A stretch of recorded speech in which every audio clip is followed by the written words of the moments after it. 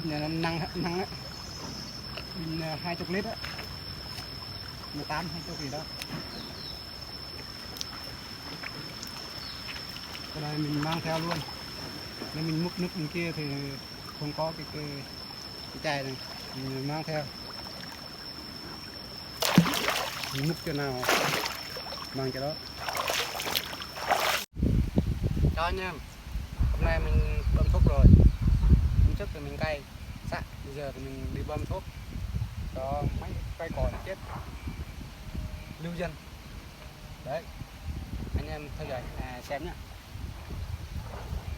Bơm thuốc bằng pin điện.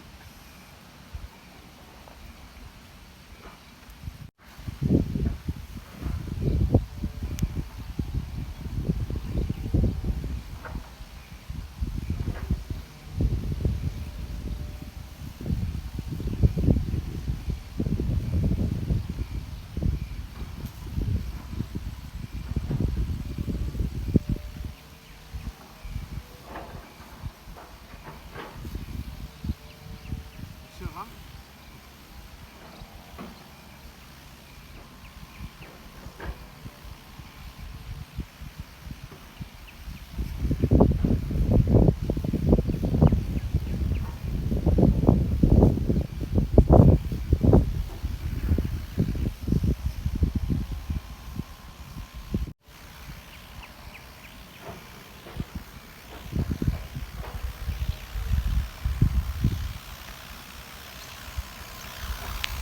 Sướng lắm, quá sướng luôn, không cần phải như thế này nữa.